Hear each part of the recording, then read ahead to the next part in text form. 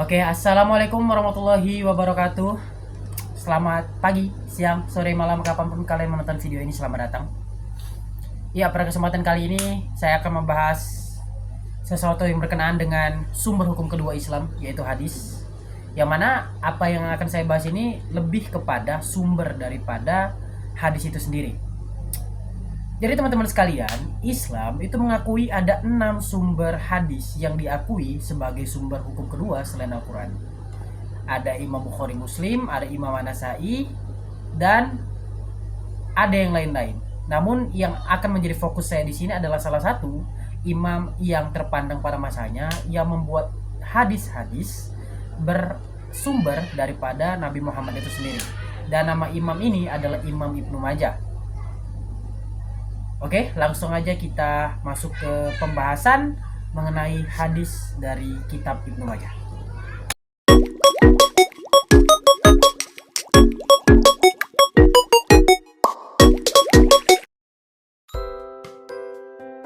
Teman-teman sekalian, saya jelaskan dulu bahwa saya sudah menyediakan PowerPoint berkenaan dengan materi kita, yaitu kitab Ibnu Majah. Dan langsung aja kita bahas ke slide yang pertama ini, di mana slide yang pertama membahas tentang isi dari kitab Ibnu Majah itu.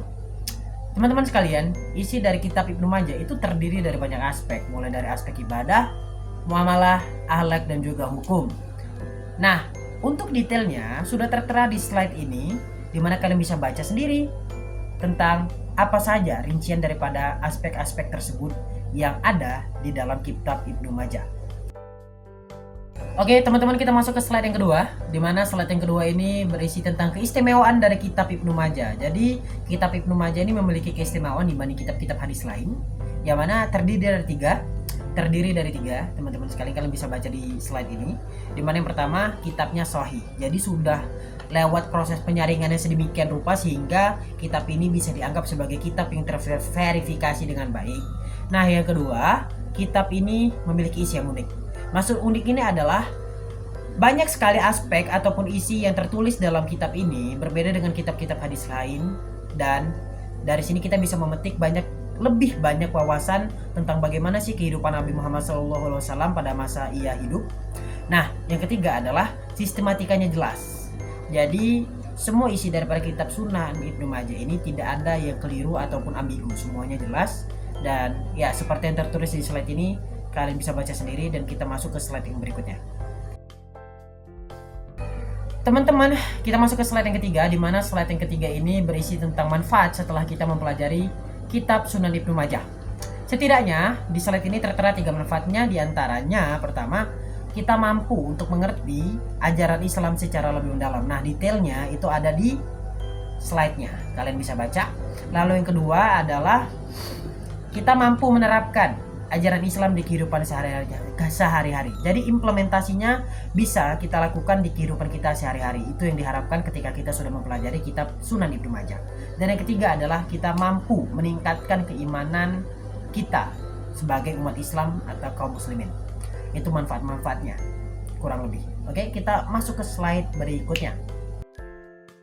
Slide keempat menjelaskan tentang keunggulan dari kitab Sunan Ibnu Majah. Lebih tepatnya keunggulan ketika kita sudah mampu mengulik secara dalam tentang kitab Imam Ibnu Majah. Oke. Nah, seperti slide sebelumnya, di sini keunggulannya ada 3 juga. Yaitu yang pertama, kita mampu memahami isi hadis secara lebih dalam dan menyeluruh.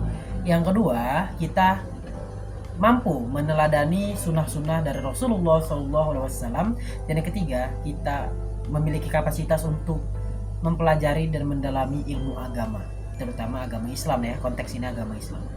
Dan detailnya ada di slide ini, kalian bisa baca. Masuk ke slide berikutnya. Nah, berikut adalah contoh-contoh daripada kitab Ibnu Majah. Di sini bahasanya adalah bahasa Arab, jadi kepada teman-teman yang paham akan bahasa Arab, dipersilakan untuk membaca. Di sini kami sudah sediakan sampel ataupun contoh daripada kitab Ibnu Majah menggunakan bahasa Arab. Kesimpulan yang dapat saya sampaikan daripada PowerPoint tentang kitab Ibnu Majah ini ialah, ya, pada dasarnya kitab Ibnu Majah tetap menjadi salah satu sumber dari 6 hadis yang menjadi sumber hukum Islam yang kedua. Nama lainnya adalah Kutubu Sitah. Walaupun banyak sekali orang yang bilang bahwasannya sanad daripada kitab Ibnu Majah ini lebih lemah daripada kitab-kitab hadis lain seperti Bukhari dan Muslim. Namun tetap umat Islam bisa menjadikan kitab Ibnu Majah ini sebagai rujukan untuk mengetahui sunnah-sunnah Rasulullah SAW untuk kita terapkan atau implementasikan sehari-hari di masa sekarang. Dan itulah kesimpulan daripada PPT tentang kitab Ibnu Majah ini, teman-teman sekalian. Terakhir teman-teman, di ending slide tersedia kuis dengan 5 soal pilihan ganda di mana kalian bisa mencoba untuk menjawab kuis-kuis ini. Agar apa? Agar edukasi kita mengenai kitab Ibnu Majah lebih kritis lagi, lebih banyak lagi, dan lebih dalam lagi. Jadi silakan menjawab. Sekian yang dapat saya sampaikan di video ini. Lebih kurangnya mohon maaf dan assalamualaikum warahmatullahi wabarakatuh.